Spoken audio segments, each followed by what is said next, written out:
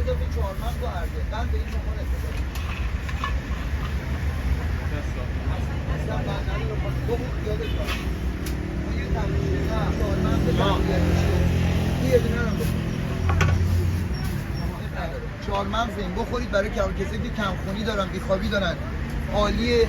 این زیره سیاه با برای کسی که تبشون گرمه کره گیاهی با زیره سیاه بفهمید من بهش بگیم. ببین میگم اگه کمخوابی بیخوابی کسلی کمخونی داری صبح اینو 2 تا قاشق با شیر ولن ناشتا بخور بزن تو شیر ولن بخور 10 روز 15 روز بخوری استخوان دردتون میره. خانم ایشون میدونه این شکر داره این اصلا شکر بخوره خراب میشه چون شیره توی یخچال هم نذارید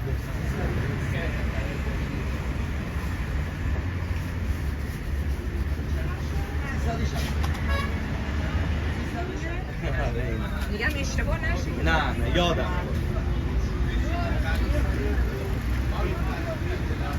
میبره برو باقلبا بخور بیاره بالا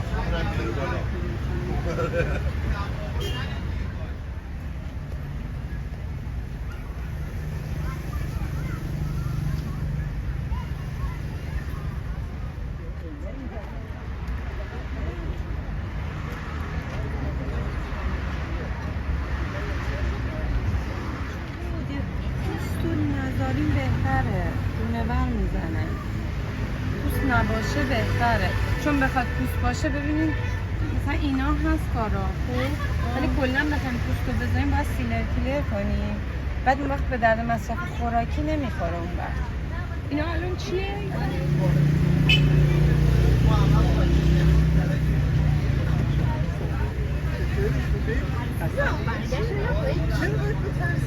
یا دست بزنیم بمب انرژی این پینو نبری میخواد 12 تا مغز داره 4 مدل شیره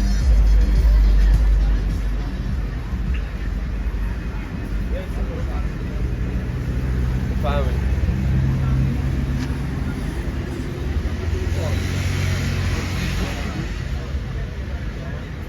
قوتوه سیادونه شادونه بزرک جیسین زیره خریده بیام جست روش دیانه حساب کنید که از همهشون باشه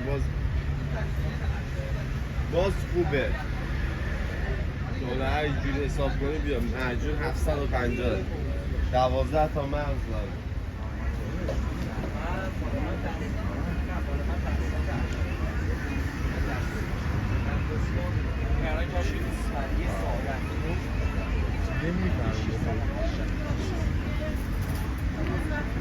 آره اصلا دوش هم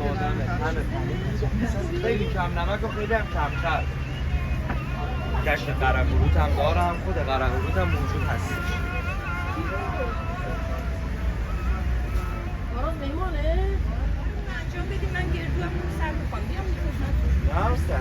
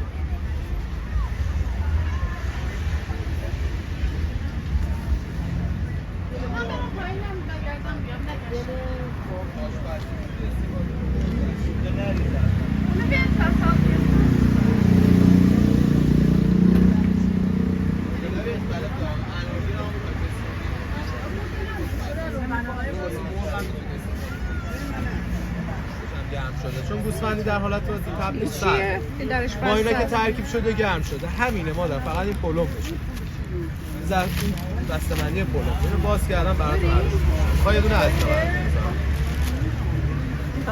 تا آره همشون نذارم تو خراب نمیشه که ماما ببر میذاری فریزر بابا من اگه یکی دو کمتر می‌خواستم به ماما ولی تخفیف خیلی خوب چون به من قول قول دادی بیا ازم بخری میگم یه تخفیف خوبم بهت بده. میگم سلام قربونت، میگم سلام قربونت برم. خوبی؟ سلام و صبح بخیر. یه ببخش. فدا چم قربونت. کافیه خانم؟ کافیه آخه تو زبون کردی یعنی بریز.